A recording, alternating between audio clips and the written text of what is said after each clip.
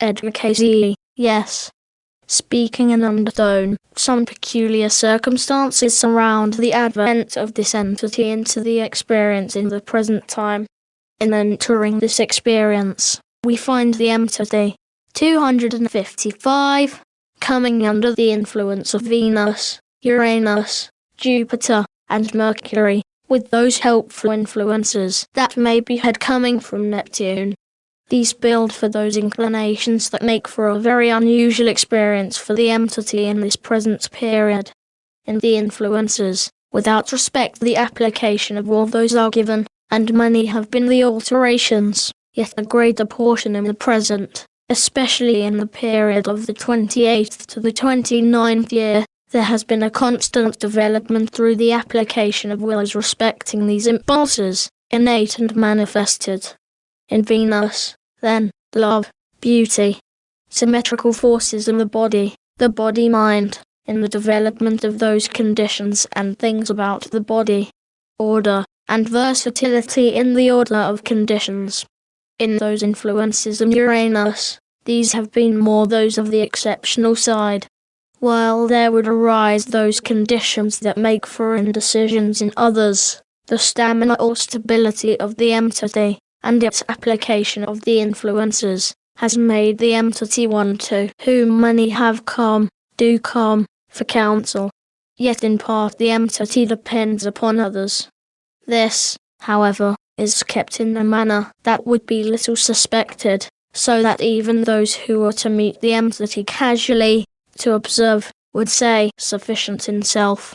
In Jupiter, the nobleness of purpose, the varied experiences of the entity in many fields, and especially in that with Uranus, brings those of the spiritual side of life, and especially of the motive forces, and those that would keep a physical body clean for an expression of universality of force that may be manifested through an entity, in little or even menial experiences. For the entity is one, through this relationship, that brings much of that as a lesson from each experience. In Neptune we see something again of the methodical life, in a mystic manner. Be not too mindful of mysticism, unless weighed well with those influences in love and nobleness.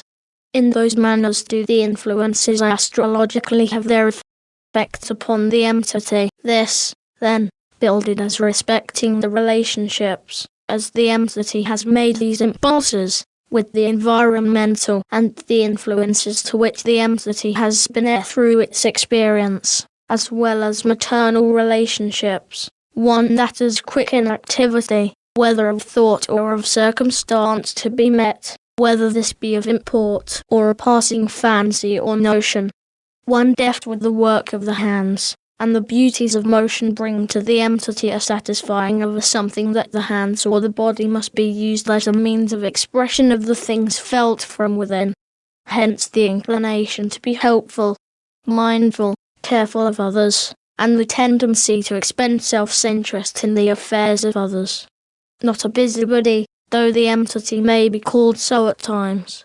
One that is sincere in purpose, aim, and desire to be of help. Tender-hearted, the entity, oft in prayer, mindful of little details that pertain to individuals or individuals' experience. Hence the entity is one that may read character, or characterize individuals, where the entity sees or knows something of their daily activities, their daily thoughts, their daily handiwork, or the handiwork of the individual bespeaks to this entity that which the individual is attempting to express. Hence, in the study of that which is called, scientifically, psychotherapy, psychoanalysis, or psychopathy, may the entity gain much that will enable the entity to definitely, specifically, give counsel and advice to those about the entity, not in a manner that would indicate the desire for another to accord to the tenets or intents of the entity itself. Rather, these are seen by the entity are the experiences of another, and those being the conditions to be met, mindful, and knowing of them, each meets his own problems in accordance to the development of that body itself. In that manner may the entity aid the most. In those conditions that pertain to the secular things of life, one that is not unmindful of the pleasant or pleasurable sides of a material life, yet those are not sought for first within the entity's experience, other than that which will aid the body to more perfectly manifest the various phases of a mental, a spiritual experience, for the greater development of individuals and self.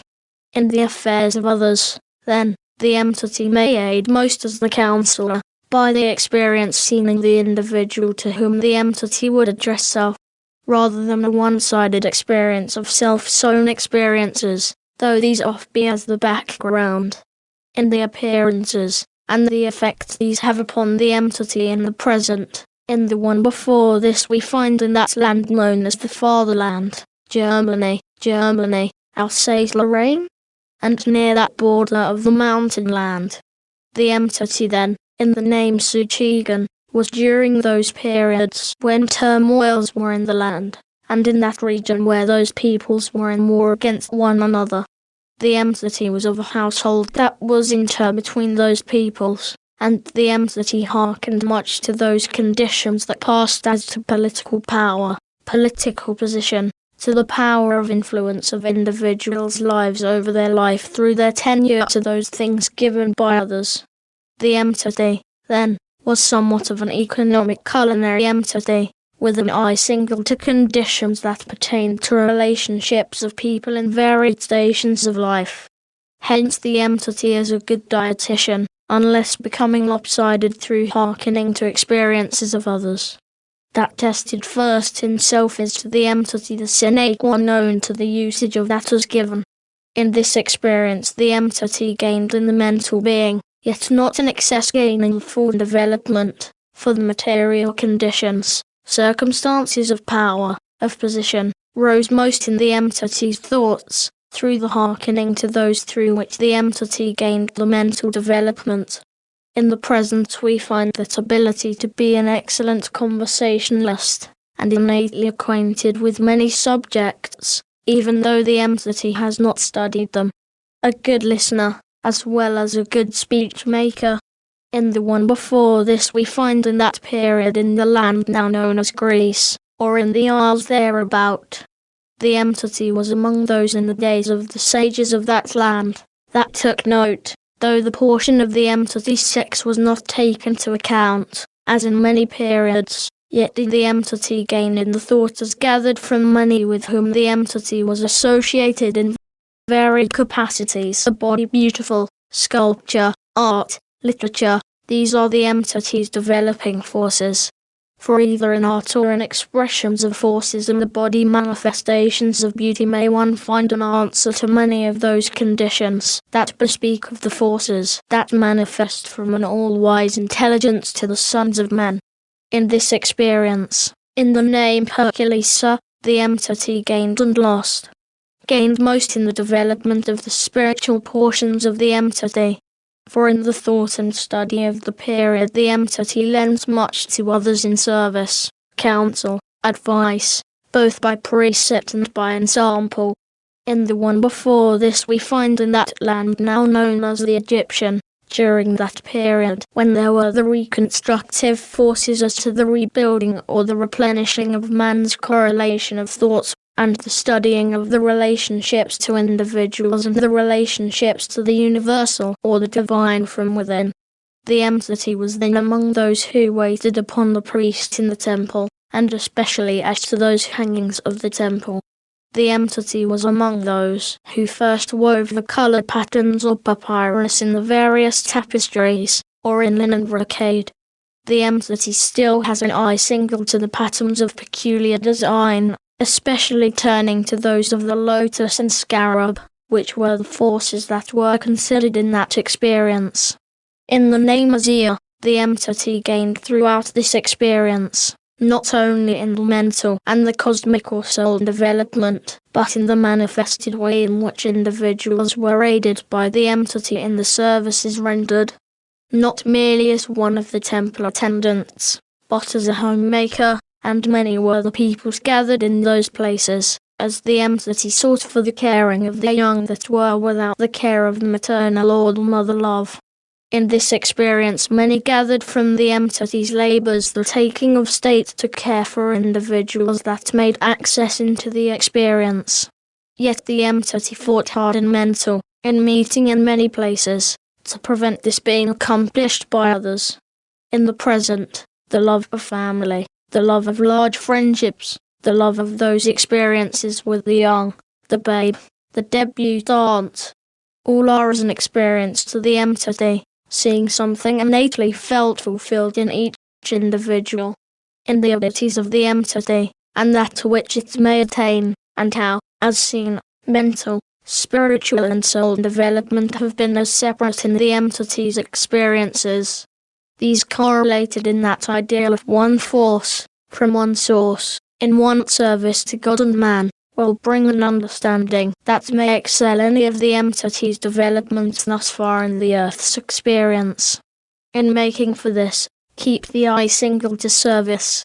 For he that salveth the soul covereth a multitude of shortcomings. Ready for questions. Q. Is entity giving her best to her husband? Mr. 378. A. Giving her best to her husband and household. Keep all sources of aid in that of an eye single to the soul's development. Q. How can entity come in closer thought relationship with the oldest son? 452. A. In first analyzing the life of the son, in considering the needs of the body, mind and soul, and in guiding in the manner and way which has been given, other than that of, because I say so, do it. Q. Could entity, her husband, 378, son, 488, daughters, 275, and 276, develop better spiritually in California?